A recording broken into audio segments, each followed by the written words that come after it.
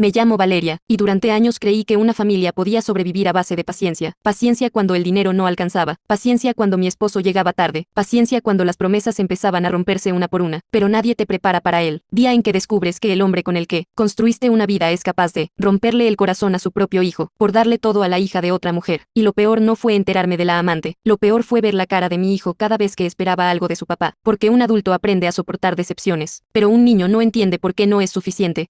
Mamá, ¿papá sí va a venir hoy?, preguntó Mateo mientras acomodaba por quinta vez la pequeña gorra azul que había elegido para el partido. Tenía 8 años, y todavía creía cada palabra que salía de la boca de su padre. Yo fingí una sonrisa. Claro, amor, él prometió que iba a venir, aunque en el fondo sentía ese presentimiento horrible que ya conocía demasiado bien. El partido empezaba a las 4, a las 3:30. Mateo estaba sentado junto a la ventana viendo cada carro que pasaba. A las 4 todavía esperaba, a las 4:20 ya no hablaba, y a las 4:40 lo sexta tragarse las lágrimas mientras decía, seguro tuvo mucho trabajo. Como siempre, siempre tenía trabajo, siempre tenía reuniones, siempre surgía algo importante, pero esa noche descubrí la verdad. Mateo se había quedado dormido con el uniforme puesto cuando escuché el teléfono vibrar en la cocina. Era un mensaje, no mío, no para mí, pero apareció en la pantalla bloqueada. Gracias por llevar a Salomé al parque hoy. Ella te adora. Sentí frío, ese tipo de frío que no se siente en la piel, se siente en el pecho. Cuando Julián salió del baño, lo estaba esperando sentada en la sala con el teléfono en la mano. Él se quedó quieto apenas me vio, y en ese momento lo supe. No necesitaba explicaciones, no necesitaba revisar nada más. La cara de un hombre culpable habla antes que su boca. ¿Quién es Salomé?, pregunté. Julián suspiró, no negó nada. Eso dolió más. Valeria, ¿quién es? Él se sentó frente a mí como si estuviera cansado, como si el cansado fuera él. Tiene una hija. Sentí que algo dentro de mí se quebró. Una hija, se llama Camila. ¿Y desde cuándo? Silencio. Ese silencio cobarde que usan los hombres cuando quieren evitar verse monstruosos. Hace 2 años, 2 años, 2 años mientras yo cocinaba para él, mientras Mateo hacía dibujos para su papá, mientras yo defendía sus ausencias diciendo que trabajaba duro por nosotros, y él estaba jugando a la familia con otra mujer. ¿Y mi hijo?, pregunté con la voz rota. ¿Qué pasa con Mateo? No metas al niño en esto. Me reí, una risa vacía. Tú lo metiste en esto desde el momento en que empezaste a abandonarlo. Julián se molestó, como si yo estuviera exagerando. Yo nunca lo abandoné. No, me levanté furiosa. ¿Quién fue al festival de la escuela de la hija de tu amante hoy? Él no respondió. ¿Quién le prometió a su hijo ir al partido y no apareció? Silencio otra vez. Entonces entendí algo horrible. No era que no tuviera tiempo, era que elegía dónde quería estar, y no era con nosotros. Después de esa noche todo cambió, o mejor dicho, todo empezó a verse como realmente era. Mateo esperaba a su papá todos los fines de semana. Julián prometía cosas constantemente. El domingo vamos al cine, te compraré esa bicicleta, te llevaré al zoológico, iremos por helado, y siempre pasaba algo, siempre cancelaba, pero luego yo veía fotos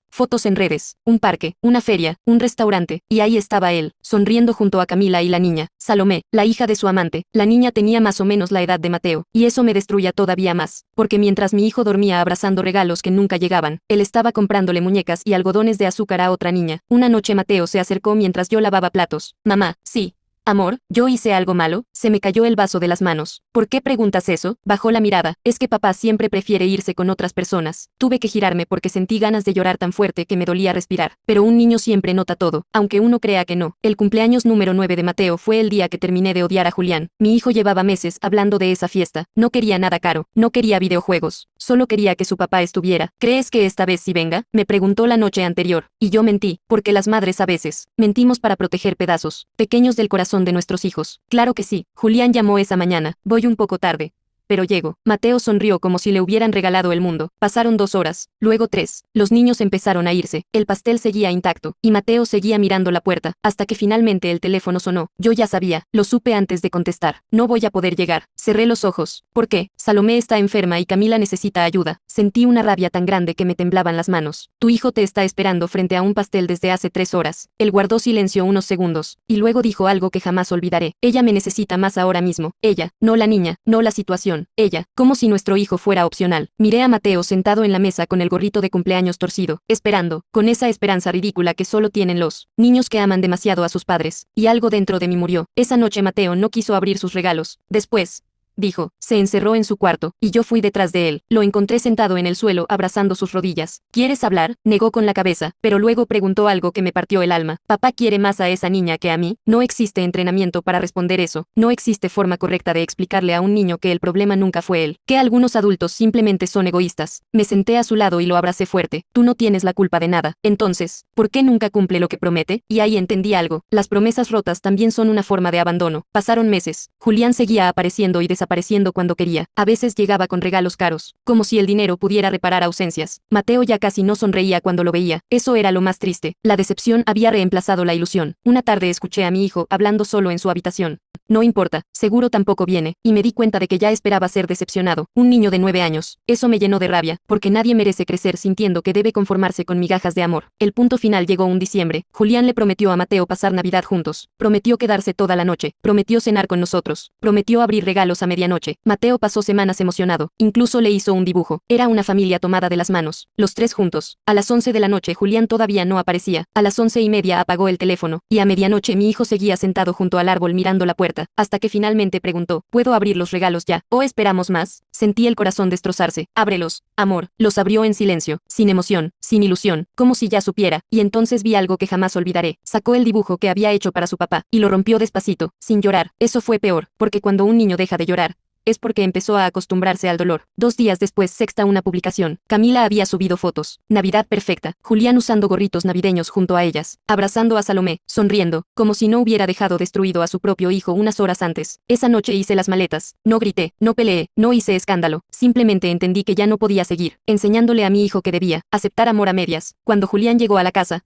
encontró las maletas en la puerta. ¿Qué es esto? Nos vamos. Se quedó mirándome como si no lo creyera. No puedes hacer eso. Me reí con tristeza. Tú llevas años haciéndolo. Valeria. Exageras. Esa palabra, exageras, como si el dolor de un niño fuera exageración, como si las ausencias fueran detalles pequeños. ¿Sabes qué es lo peor? Dije llorando, que Mateo todavía te ama. Él se quedó callado, y tú no mereces ese amor. Por primera vez le sexta culpa en la cara, pero ya era tarde, muy tarde. Mudarnos no solucionó todo. Mateo tardó mucho en sanar. Durante meses dejó de emocionarse por cualquier plan. Siempre preguntaba, ¿seguro si va a pasar? Como si necesitara prepararse para otra decepción. Eso me rompía, pero poco a poco volvió a sonreír. Entró a fútbol otra vez. Hizo amigos. Aprendió a confiar un poquito más. Y yo también aprendí algo. A veces quedarse por la familia destruye más a los hijos que irse. 2 años después Julián apareció otra vez. Más viejo, más cansado, solo. Me pidió hablar. Nos sentamos en una cafetería y por primera vez parecía realmente derrotado. Camila me dejó. No sentí nada. Ni satisfacción, ni tristeza. Nada. Lo siento. Él bajó la mirada. Salomé ya ni me habla igual. Ironías de la vida. La misma distancia que sembró en su hijo ahora regresaba hacia él. Extraño a Mateo. Respiré profundo. Mateo te extrañó a ti durante años. Eso lo destruyó. Lo vi en sus ojos. ¿Crees que pueda arreglarlo? Pensé en todas las noches. En el pastel intacto, en la Navidad vacía, en los dibujos rotos, y respondí con honestidad, no sé, porque algunas heridas sanan, pero nunca desaparecen del todo. Cuando Mateo volvió a verlo,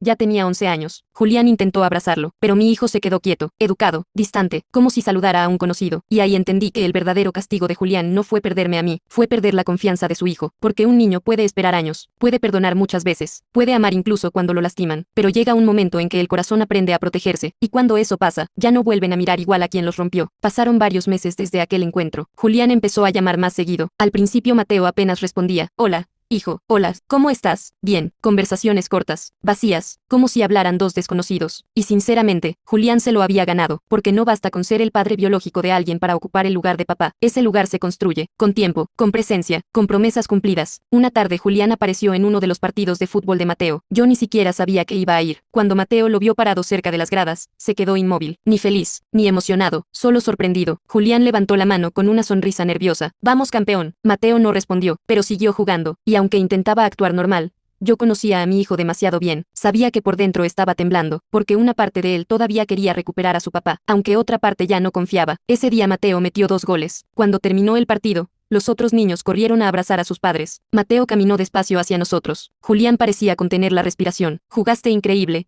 le dijo. Mateo solo asintió. Entonces Julián sacó una caja pequeña. Te compré algo. Mi hijo miró el regalo unos segundos, pero no lo tomó. No tienes que comprarme cosas. Dios, ese comentario le atravesó el alma a Julián, porque venía de un niño que había aprendido demasiado. Pronto que los regalos aparecen, cuando el cariño falta. Lo sé, respondió él bajando la mirada. Mateo agarró la botella de agua y empezó a caminar hacia el carro, y antes de subir dijo algo que dejó a Julián destruido. Solo quería que vinieras antes. Esa noche Julián me llamó llorando. Era la primera vez en 12 años que escuchaba llorar a ese hombre. No sé cómo arreglar esto. Me quedé callada, porque no había respuesta fácil. Pensé que todavía tenía tiempo. Su voz se quebró, y ahí entendí algo. Muchos padres creen que los hijos van a esperarlos para siempre, que siempre habrá otra oportunidad, otro cumpleaños, otra Navidad, otro después. Pero los niños crecen, y mientras crecen, también aprenden quién está y quién no. Después de eso, Julián empezó a esforzarse de verdad, no con regalos, no con dinero, con presencia. Iba a los partidos, llegaba temprano, cumplía horarios, llamaba aunque Mateo estuviera distante, y mi hijo, poco a poco, empezó a bajar las barreras. No completamente, pero un poco. Una noche lo escuché reír por teléfono con él, y casi lloro, porque esa risa había desaparecido durante años. Pero sanar no era lineal. Había días buenos, y otros donde Mateo volvía a cerrarse. Un sábado Julián prometió llevarlo a un torneo importante fuera de la ciudad, y aunque esta vez sí pensaba cumplir, tuvo un accidente menor con el carro y no pudo llegar. Cuando llamó para explicarlo, Mateo simplemente respondió, está bien, ya estoy acostumbrado. Eso dejó a Julián destrozado otra vez, porque entendió que las heridas viejas convierten cualquier error en un recuerdo del pasado, aunque esta vez fuera verdad. El torneo terminó y Mateo volvió serio. Esa noche Julián vino a la casa, no para discutir, no para justificarse, solo para hablar con su hijo. Se sentó frente a él y dijo, sé que te fallé muchas veces. Mateo no respondió, y sé que decir perdón no arregla nada. Silencio, pero nunca fue porque no te quisiera. Mi hijo levantó la mirada por primera vez, y preguntó algo que llevaba años guardando. Entonces, ¿por qué parecía tan fácil olvidarte de mí? El silencio que siguió fue insoportable, porque no existe respuesta correcta para algo así. Julián empezó a llorar, porque fui egoísta. Mateo bajó la mirada otra vez, y aunque no dijo nada, por primera vez dejó que su papá lo abrazara. Después de eso las cosas mejoraron lentamente, no como en las películas. No hubo familia perfecta, no hubo final mágico, pero hubo intentos reales, y eso importaba. Mateo volvió a confiar un poquito. Julián aprendió que el amor no se demuestra con palabras bonitas ni promesas enormes. Se demuestra llegando, quedándose, cumpliendo. Años después,